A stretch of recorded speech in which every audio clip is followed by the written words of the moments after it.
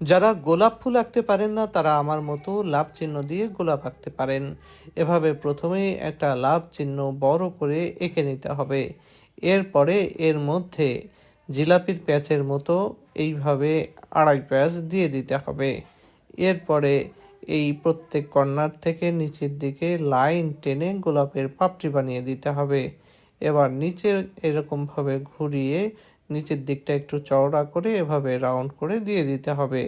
দেখুন ফুলটা হয়ে গেল। এবার এখানে একটা লাইন এবং নিচে গোলাপ ফুলের বোটার সঙ্গে যে পাতার মতো কিছু অংশ থাকে সেগুলো এঁকে দিতে হবে।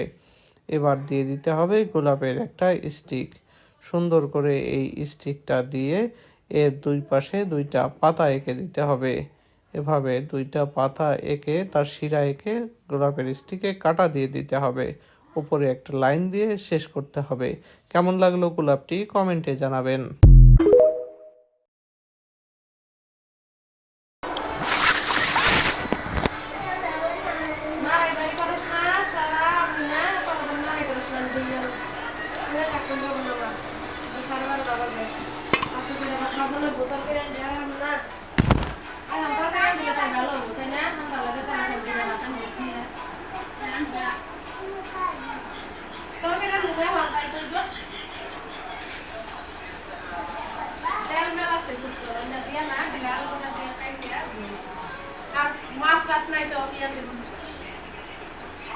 কালকে 5,000 মাছ সালাম দিছিলাম।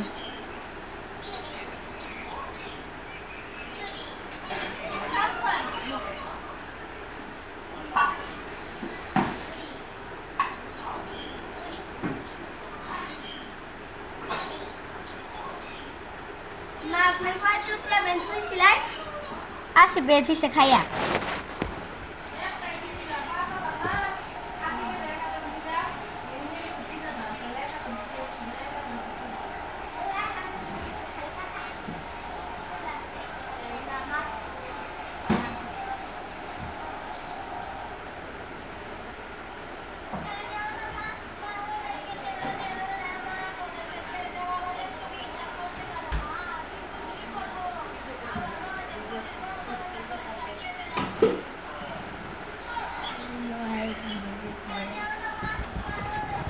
अरे सेटल बैठूगा के लो में लग जो में मुरा आहा आहा